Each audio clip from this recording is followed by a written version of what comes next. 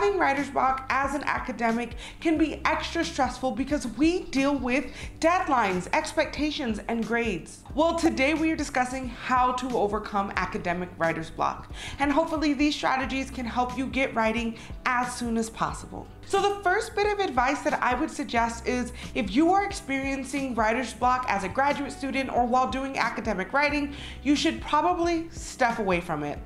Now, I know this can feel counterproductive. If you are not writing, why would you stop trying to write?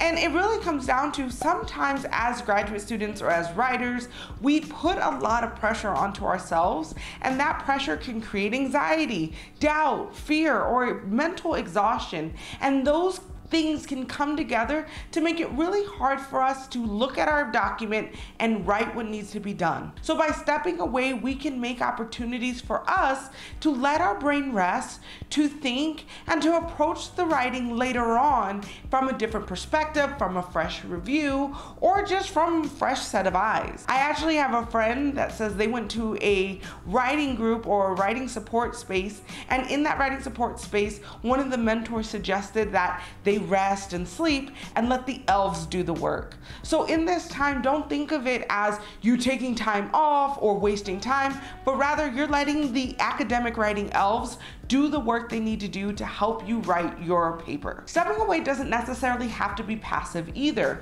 While it is great to let the elves do work, you can also be doing things towards your writing without actually forcing yourself or making yourself feel like you have to write. So some of these things could be doing some reading that you think is really interesting or related to the thing that you're writing. Maybe going to lectures, presentations, or just sitting around with your fellow graduate students and talking about this subject. Having light conversations, low pressure situations, and reading can help you feel inspired and see your research or see this document as not a thing that has to be done, but rather something that you're thinking through or part of the process of your daily life. So when you come back to the computer or you come back to the document, again, you're able to present new ideas, a fresh look at things, and have or feel like you have more to give rather than feeling like you've given it all. Now, this next piece of advice is going to sound really weird given what I just suggested, but the next thing that you should probably do if you have academics writer block is to visit your document every single day. Now, before you panic or get confused, let me explain why. Different people have different needs, and for a lot of us, sometimes we may feel intimidated, overwhelmed, or like we've spent too much time away from our document, and so we feel intimidated or nervous or scared to come back to it. And so if you're feeling like you've spent too much time apart, that you feel very disconnected from your research, or that you just don't know what it's about or know how to approach it anymore, it would actually be really helpful to look at it daily.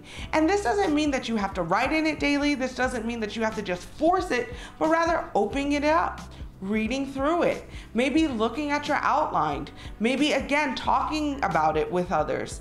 Having this kind of familiarity with your research or with the thing that you're writing can also help you ease back into the writing process, where if you feel very lost or disconnected or unfamiliar with the topic, you may feel like you don't have anything else to give.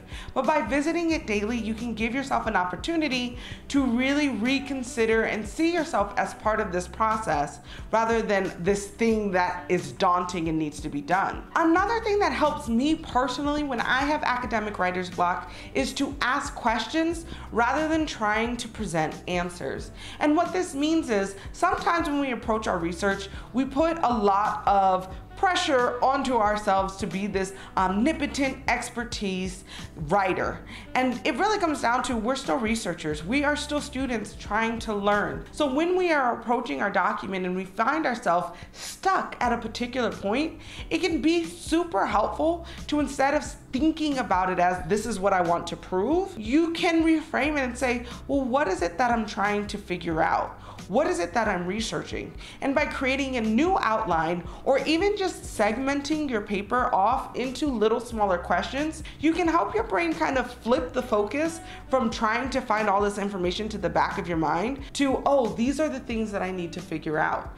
And through that reorientation, you can again go back into your readings, go back into conversations, into the data set, into the sources, and start to think about them differently so you can feel more empowered to go through this process of writing with this information. It's also useful because it helps break down the writing from one giant document to smaller little segments that you can approach maybe one paragraph at a time or maybe 100 words at a time. And over time, that segmentation will build up to the ultimate overall document. And then you can zhuzh it up a little bit to make it connect. Something else that is super helpful is to write ugly. Now, this wasn't anything that I was ever comfortable with until I started writing my dissertation. And I found myself just stuck between a rock and a hard place. And I just didn't have the will to keep writing.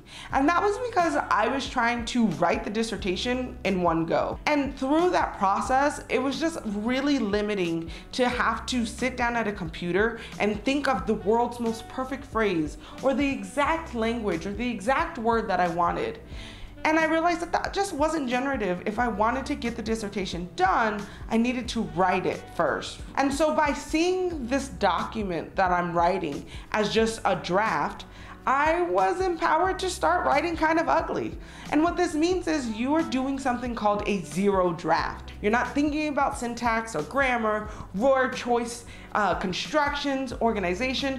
You're just trying to get all of your ideas out in some type of logical form and then trusting your future self to be able to look back and make revisions. And what's wonderful about writing ugly or doing a zero draft is that writing really is about revisions. And so as long as you get something on paper, it is much easier to come back later and to make it look better bit by bit.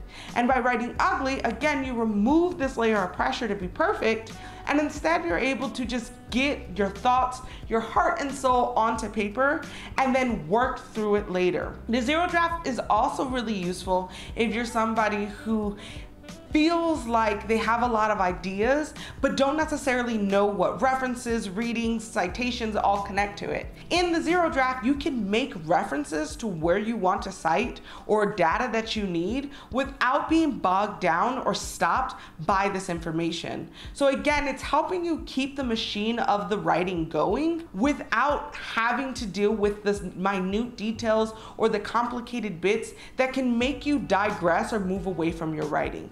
The goal sometimes is just to make sure you're writing. And so by writing ugly, by doing a zero draft, you can make sure that you're getting words onto paper and then trust your future self to turn it into the document that it needs to be. And this bit of advice is actually my favorite, which is find a community or support system to help you get through your writer's block. Now, this is something that I started to do within my third year of my PhD as I was preparing for exams, and that is joining writing groups, community groups, or workshops through your university with other graduate students or other people who are writing as well. For a lot of us, me especially, writing can feel particularly isolating and lonely.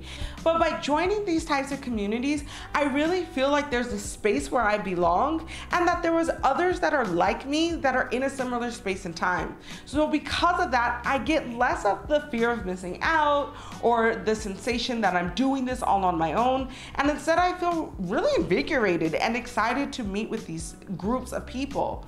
It's also useful because sometimes our writer's block may be just a lack of motivation or a lack of desire to push through or discipline ourselves. And so by having a community or support system, you may not be motivated to write, but you might be motivated to hang out with your friends for 2 hours. And through that process, if you're all just writing together, you may feel more positive about the writing experience or more energized about the writing experience because you have a community or a space that is very exciting or positive for you. This is also useful because writing groups or communities like this can also give you feedback. So if you're feeling stuck because you don't know where to go next, or you're feeling lost because you felt like your zero draft got a little unwieldy, you're able to reach out to your community and ask, well, what do you think about this? Or how should I move forward, without a lot of the external pressure of sending it off to your advisor or your mentors. I am in 3 different writing groups, so I really strongly believe that everyone can benefit from joining at least one. And so making sure that this is a strategy that you use early on, you may be surprised just how much progress that you make through just having a community.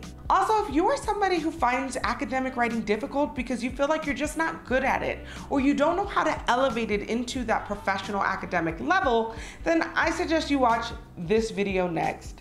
If you found at least 2 things useful, hit the thumbs up so YouTube will share this video with others who may need it.